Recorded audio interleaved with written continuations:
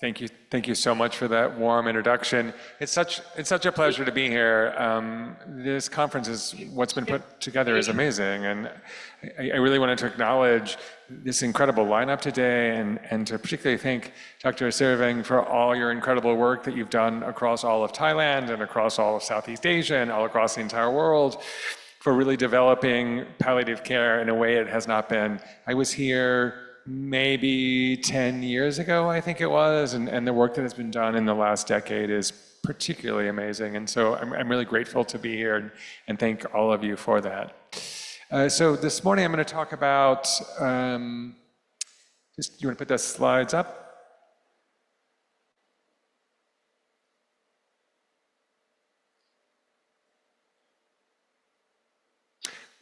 Great. So palliative care for older adults in the community, and so I'll talk about palliative care and older adults, and then we'll actually go over some specific models in the community as well. So let's see. Great. I have no financial conflicts of interest to disclose this morning, and I wanted to acknowledge some of my colleagues who contributed to my slide deck this morning. So we'll talk a little bit about how palliative care meets the needs of our changing and aging societies, both here in Thailand and in the United States. We'll talk about palliative care and understand models for delivering community-based settings, and we'll explain the difference and similarities between geriatrics and palliative care.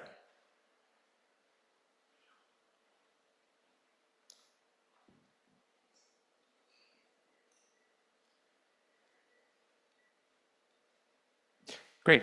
So this is life expectancy in the United States. And one of the things that you'll notice is it was pretty flat for a very long time.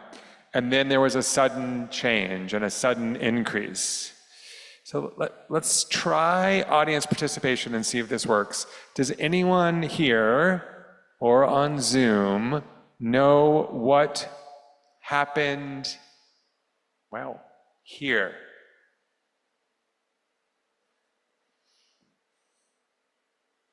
So just kind of yell it out, but you have to be really loud so I can hear it in English. What? Antibiotics? What else? What else? What are other people's thoughts?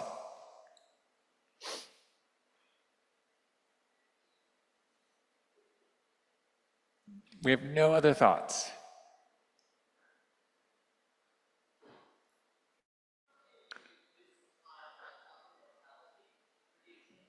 Reduced infant mortality. I heard something.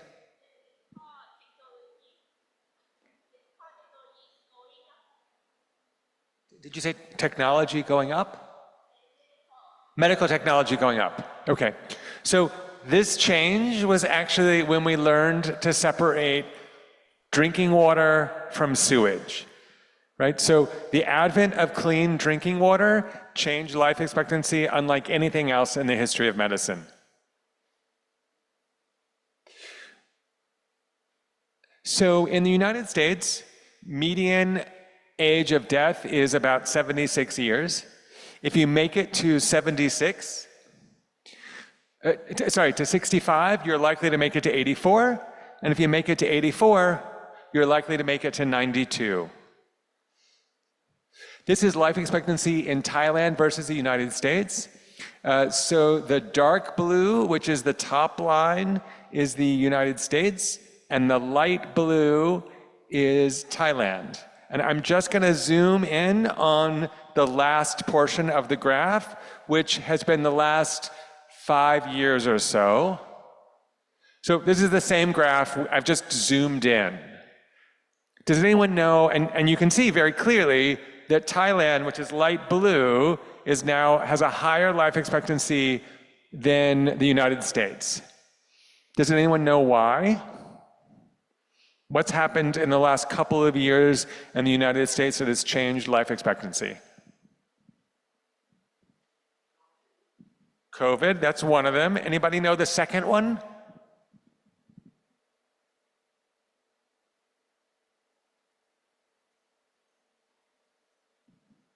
So in the United States, so for the first time in the last several hundred years in the United States, life expectancy has started to decrease. And there's two reasons. One is COVID, and the other is opioid overdose.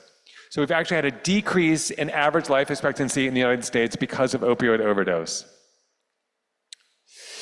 So this graph shows you the increase in the number of older adults in the United States over time.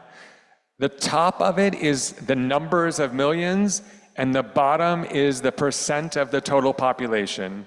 And what you see in both the top and the bottom is that the number of older adults has been increasing exponentially in the United States. This is the graph for Thailand. And again, the pink, the top line is the percent, and the bottom number, the blue, is the actual number. And you can see that Thailand is also experiencing an exponential increase in the number of older adults. So we just have this incredible increase around the world of older adults. What this graph shows you from the United States perspective is the percent of those, the proportion of those older adults as a percent of the population. And what you see is from, let's see, whoops. There we go. So this is 1900, 1970, 2000, and 2030. And this band, which we call the baby boomers, is the largest population band, and you see it's aging. The other thing you see is in 2030, we expect this band to be relatively the same size as every other band, which means that as these folks age, there are not enough people to take care of them in the United States. Now, although today we're going to talk a lot about this and aging, I really wanted to at least have one slide as a geriatrician that focuses on the point that for the majority of older adults, getting older is about living with quality and making concrete life's work, right? So aging is not about illness. The goal of geriatrics is to keep older adults healthy and in the community for as long as possible. We have many novel models in the United States to keep older adults healthy. This includes things like geriatrics at home, hospital at home, where we actually, instead of sending people to the emergency room, we're actually able to keep them at home and provide hospital-level care in their homes. We have palliative care at home models, and we actually have rehab at home models. So instead of sending someone to a rehab facility, we bring the rehab to them at home. However, we do know that as we age, there is increasing disability. And in particular, in the United States, as this graph shows you, the number of older adults with disability is increasing. So this graph is only folks 65 and above, and you can see that their disability is increasing over time. We also know that they have a lot of symptoms. So what this graph shows you is among community-dwelling people with cancer, end-stage lung disease, and heart failure, you actually have very high prevalence of symptoms across the board. So fatigue, discomfort, shortness of breath, pain, so tremendous symptom burden. And the asterisks there show that 75% of older adults have that particular symptom. We also know that caring for an ill loved one places tremendous burdens on the family. In the United States, 65 million caregivers deliver care at home to a seriously ill relative. 40% deliver 20 or more hours of unpaid care. In the United States, that's basically a part-time job. 87% of caregivers, when you ask them for help, and a third of them say they themselves are in poor health. We know that stressed caregivers are at increased risk of death, so when you control for everything else, they're actually at a risk of death themselves. Major depression, reduced quality of life, and loss of their own work because of their caring for their loved one. This graph shows you actually what I was showing you before, and basically the black line, the black line is the number of older adults age 65 and above in the United States. And the gray line, I'm sorry, I have that wrong. So the black line is the number of women to care for people at home, because in the United States, at least, the majority of caregivers are women aged 25 to 45. And the number of older adults is the gray line. And what you see is that as time has gone on, the gray line, the number of older adults, has surpassed the number of people to care for them. At the same time, in the United States, we spend a tremendous amount of money on healthcare, but we don't necessarily do better than other countries. So what you see is this is a curve that shows you spending. As you increase in spending, you increase in life expectancy, except for the USA, which is an outlier. We spend more than anyone else in the world, but we don't see a proportional increase in life expectancy. So in the United States, we very much have a system in crisis. We don't have enough people to care for older adults and those with serious illness, and we rely on formal caregivers, even though we don't have enough. We have increasing illness complexity, longer life expectancy, greater number of older adults, and rising costs of care. And as the seesaw shows you here, things are very much out of balance. And so the answer to this then is palliative care as a way to enhancing quality in healthcare. So let's start with a basic definition. What is palliative care? Palliative care is care for older adults. It's specialized medical care for people with serious illness, the goal of which is to improve quality of life for both the patient and the family. Palliative care is provided by a team of doctors, nurses, and other specialists who work with the patient's other doctors to provide an added layer of support. Palliative care is appropriate at any age and any stage in a serious illness and can be provided together with curative and disease-directed treatments. What's interesting about this definition, and this is a US definition, is that this definition was tested with patients and families. So every word in this has been tested with patients and families.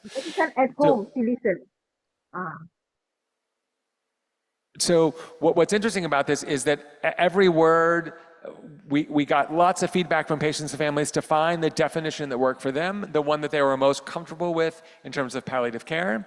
And I'm going to show you later a much simpler definition. This may be one you're more familiar with. This is the World Health Organization's definition of palliative care. It says palliative care aims to prevent and relieve health-related suffering of adults, children, and their families facing problems associated with life-threatening illness. It's based on a comprehensive and person-centered approach addressing physical, psychological, social, and spiritual suffering. So palliative care is excellent evidence-based medical treatment, and we'll go over some of that evidence this morning. Vigorous care of pain and symptoms throughout patients' illness, and care that patients want at the same time as efforts to cure or prolong care. Palliative care is not giving up on a patient, and it's not in place of curative or life-prolonging care. This is one graph that we've used for a long time to demonstrate that there's both disease-modifying therapy and palliative care at the same time. And as patients come to the end of their life and they die, we transition them to hospice, and then hospice in the United States has a bereavement benefit that follows up for the patient and the family. This is probably a better graph because it demonstrates that the amount of palliative care varies based on where the patient is in their illness and the amount of curative care they're receiving. And as time goes on, the amount of disease-directed therapies they're getting may be decreasing while the amount of palliative care increases over time. One of the things that a lot of people ask about is, well, what is actually the difference between geriatrics and palliative care? This is a graph that we like, a Venn diagram, that shows you the overlap between the two. So on the left, you have geriatrics, and on the right, you have palliative medicine, and in the middle, which is supposed to be green, is the overlap of geriatrics and palliative care.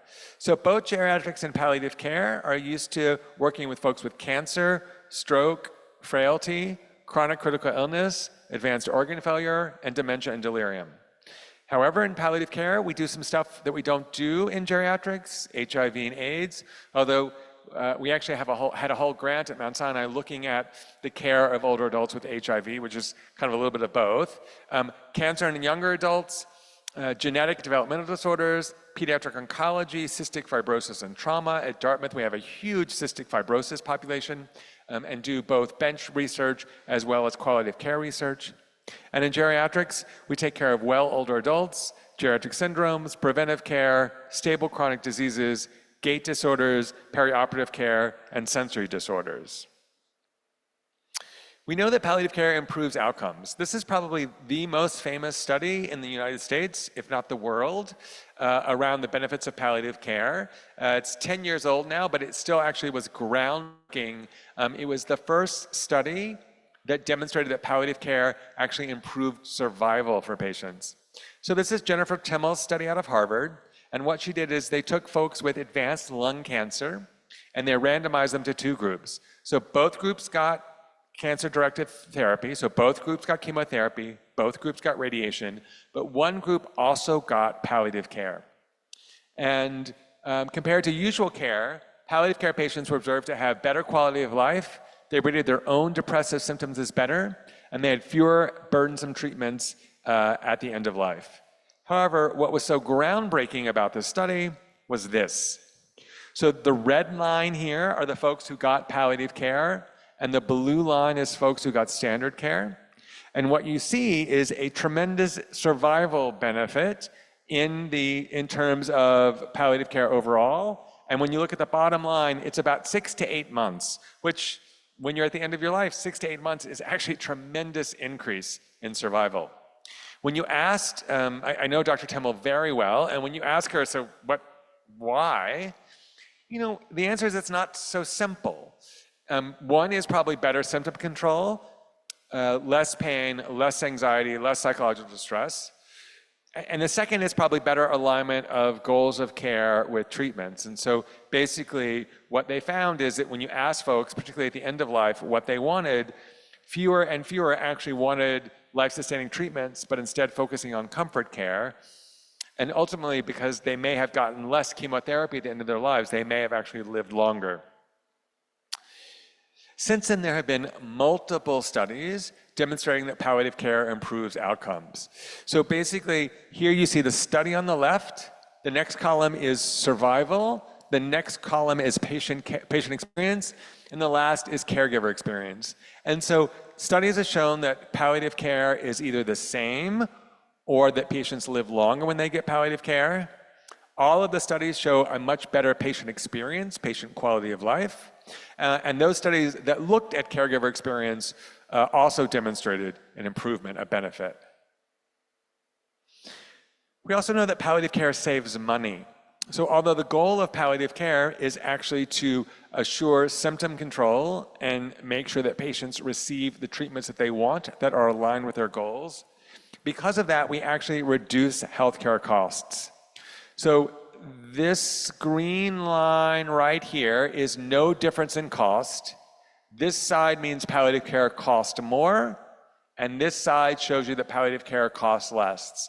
And the majority of these are both statistically significant and show a decrease in the cost for patients who receive palliative care.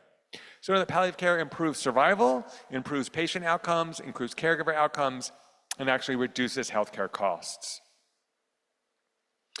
We've also found that the earlier that you give patients palliative care, the greater the cost saving. And so what this graph shows you is that, again, this is the day, this is the day they received palliative care. So this is the first 48 hours in the hospital. This is the first week in the hospital. This is the first 10 days in the hospital, et cetera. And what you see is the earlier they receive palliative care, actually the lower the cost, right? The greater the reduction in costs, the earlier they receive palliative care. So I want to transition a little bit from palliative care in general to talk about models that we have of palliative care in the community, focusing on palliative care, and then I'll talk a little bit about hospice and some of the changes that we're seeing to hospice in the United States. So there are many factors associated with what kinds of palliative care might be available in the community.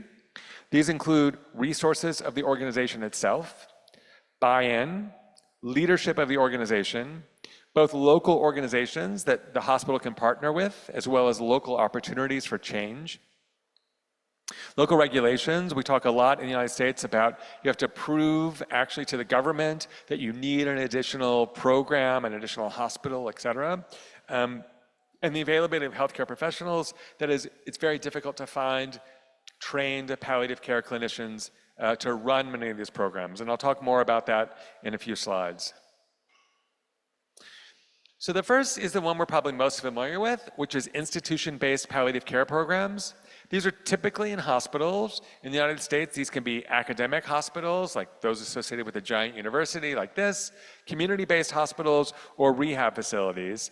And we also have palliative care in a limited number of nursing homes in the United States. These serve patients with life-threatening or life-limiting illnesses anywhere across the illness continuum. And the consultation team can be either on the wards, it can be a fixed bed unit, so its own palliative care unit, swing beds where people can be receiving usual care or comfort care, and scatter beds, which is what most are, which are kind of seeing patients all over the hospital and giving them palliative care. We've seen a tremendous growth in the number of outpatient palliative care programs across the United States. This provides continuity of care for patients with serious or life-threatening illness, either after they've been discharged from the hospital, we see them outpatient, or they're referred directly to us. And this is typically limited to Monday to Friday, kind of 9 to 5 or 8 to 5 care, with someone on call weekends and nights to answer questions. There has been an incredible expansion in the United States of home-based palliative care programs. These are programs fueled by evidence from studies demonstrating the beneficial impact of outcomes for patients and the potential to generate savings. All models center on an interdisciplinary team trained in the principles of palliative care. And they come out of many different areas. So sometimes they start in home health agencies. So these are, like we call them in the US, visiting nursing agencies that will create palliative care programs. Hospices, hospital-based or health system-based programs that have expanded in the community. And there are organizations in the United States across multiple states that actually deliver palliative care in the home, often as part of a for-profit entity, but I'll talk about that in a few slides. These models have been shown to increase satisfaction, reduce hospitalization, and increase likelihood of death at home. In our model that we had created at Mount Sinai, our model was one doctor and a nurse, but they actually, and an advanced practice nurse. But the core of that team was a registered nurse, an RN, a social worker, and what we call a community health worker that would go into the patient's homes, because we know there aren't enough doctors or specialty trained palliative care nurses to do this work. And so what we did was we created a team that could sort of extend that work into the patient's homes. And we were very successful in terms of doing that. Turns out that we're not the only ones that thought about this. So this is a study I found that actually demonstrated the effectiveness of home-based palliative care programs for older people and their family caregivers here in Thailand. And so this is a concept that we're actually seeing more and more across the globe, actually trying to find ways to deliver palliative care in people's homes. Now, I want to talk a little bit about hospice care in the United States, sort of as a cautionary tale in a way. So let me just start with hospice in general. So hospice in the United States is a different kind of insurance benefit. Although palliative care is for people at any age and in any stage in their illness, hospice in the United States is really only for patients who are at the end of their lives, who choose to forego life-sustaining treatments and focus only on comfort. So to enter hospice in the United States, which can be delivered at home, in a nursing home, or in a hospital, you actually sign a form that says, I no longer wish to receive life-sustaining treatments, I want to focus only on comfort, and I give up my insurance as it would relate to treating the illness itself. Hospice is reimbursed at a fixed daily rate by insurance programs, regardless of the services provided. So every day an individual is on hospice, that if they're on home care, they get a certain amount, and if they're in the hospital, they get a different amount. Hospice spends the most on the first few days of care and the last days of life. So the spend for hospice is getting the patient enrolled and making sure they understand their illness and getting them medicines. That's the first few days. And then the amount of care they get decreases until they approach the last few days of their life. Excuse me. And what I've shown you here is basically, so this is reimbursement at home for the first 2 months and then after, and then general inpatient care, which is basically putting people in the hospital. And you can see the rates are relatively similar, and here it is in baht. And basically, whoops, and so it's important to understand, particularly as I go into the next several slides, that the institution gets this amount every day the person is on hospice. So obviously, the longer they're on hospice, the more reimbursement for that patient's care. What we are seeing in the United States now is, although the majority of this care started through not-for-profit, community-based organizations, we're actually seeing an incredible increase in for-profit hospices in the United States.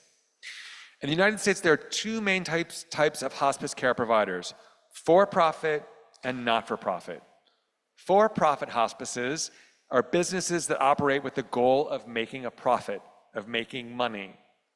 Nonprofit hospices operate with the goal of providing care and services to patients and their families.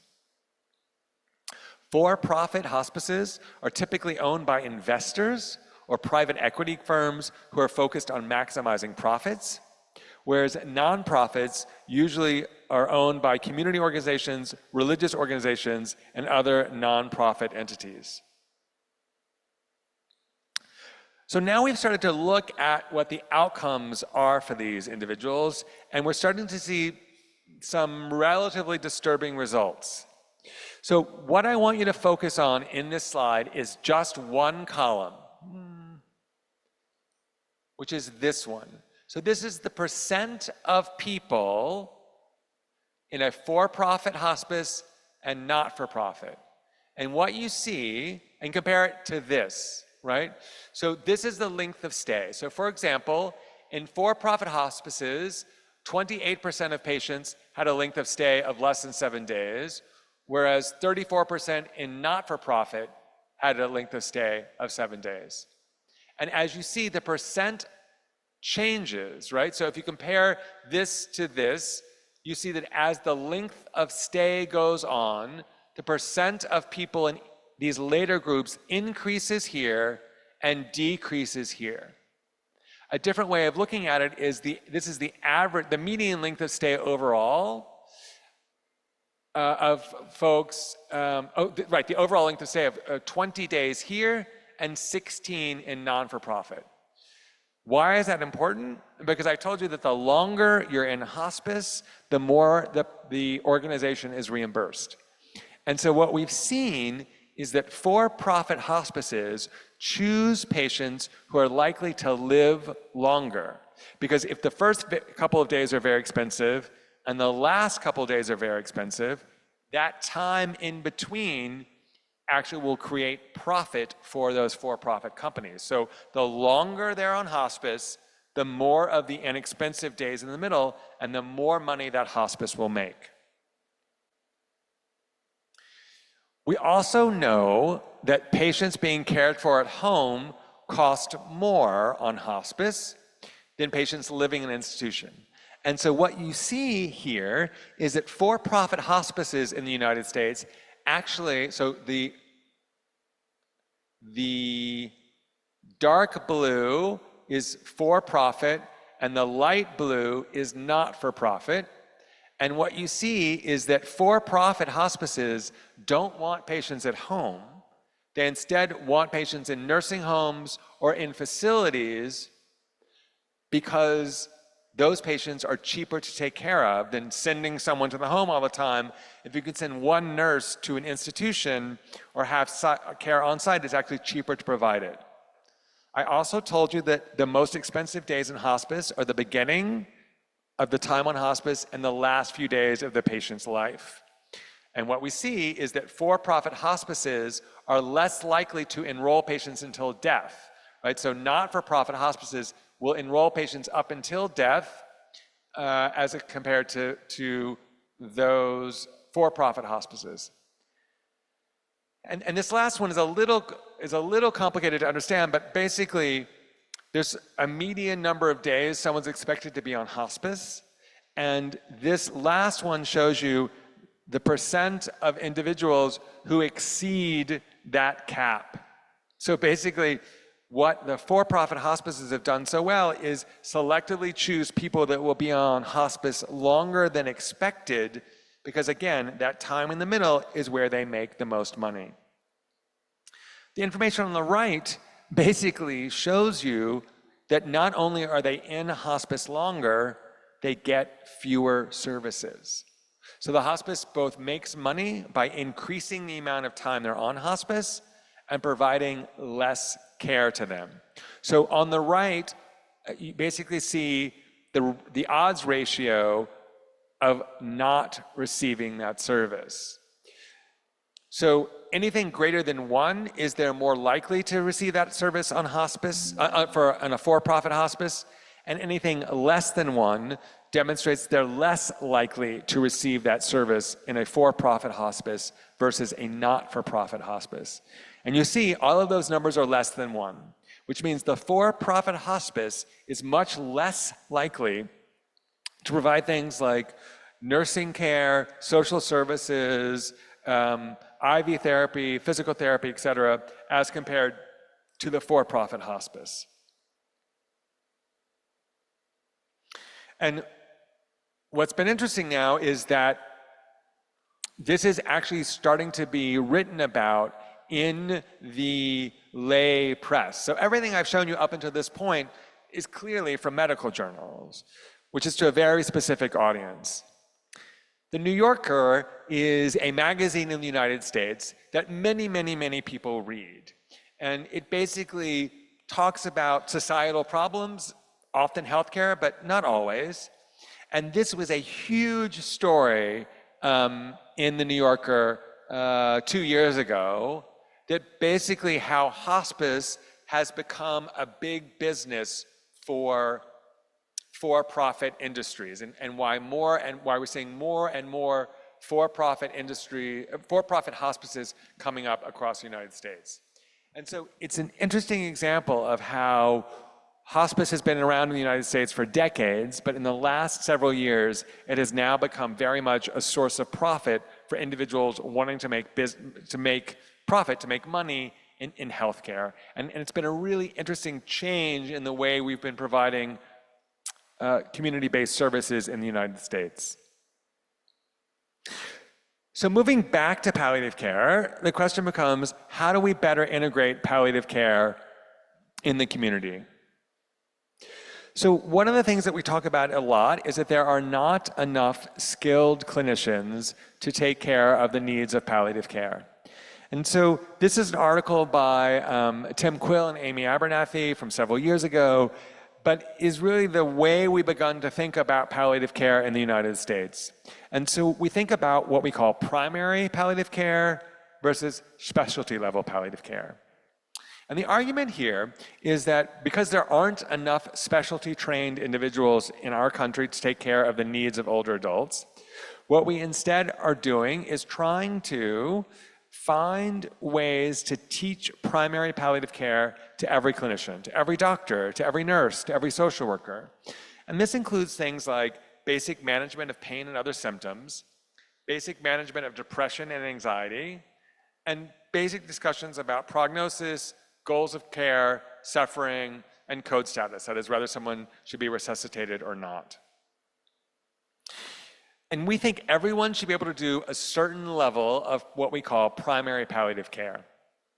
And then we hand people over to specialty palliative care. People like me, people like you, with special training who have spent extra time learning, or some of us being certified in specialty level palliative care. This includes management of refractory pain and other symptoms, management of more complex depression, anxiety, grief, and existential distress, and assistance with conflict resolution regarding goals or methods of treatment. This can be conflict within families, conflicts between staff and families, and often conflict among treatment teams. And assistance in addressing cases of near futility.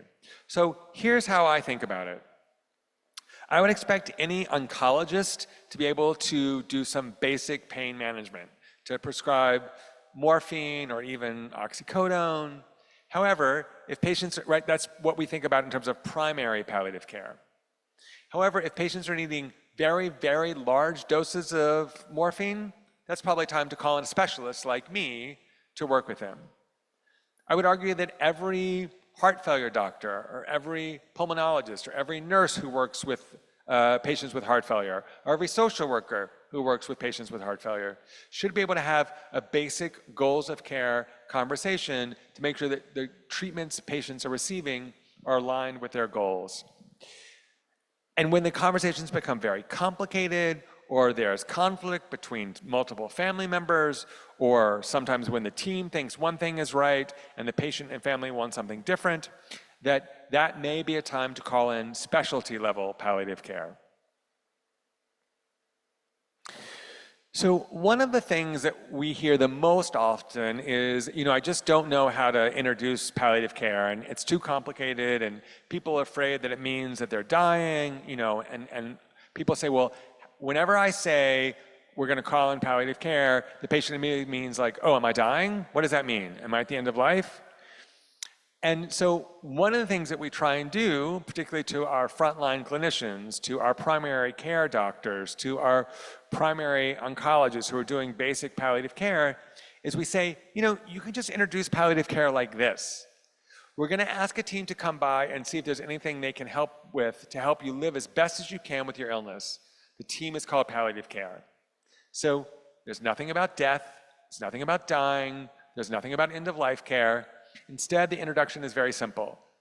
We want to bring in a team to help you ensure that you have the best quality of life. When I introduce myself to a patient or a family, when I'm doing a palliative care consult, here's what I say. Hi, my name is Dr. Nathan Goldstein. I'm a member of the palliative care team. And your doctor was so worried about you that they wanted me to come in and make sure that you understood what was happening with your illness and make sure you have the best quality of life. And when you say it that way, no one is upset, right? I'm here to make sure you have the best quality of life and to make sure you understand what's happening in terms of your medical illness. And sometimes I'll say, and to make sure that we are giving you the treatments that match what you want, right? And so there is this tremendous fear that, oh, well, if we call palliative care, it means the patient is dying, or the patient will hear it as dying. And so this is actually a much easier way to introduce these concepts to patients and families to take away some of the stigma of what palliative care may be. So in summary, the needs of our aging societies demand changes in how we deliver healthcare. Geriatrics and palliative care are different models of care, although there's significant overlap. Palliative care integration is essential for improved care of the seriously ill. Thank you so much for your attention this morning. I think there's going to be a brief translation, and then I'm happy to answer any questions you might have.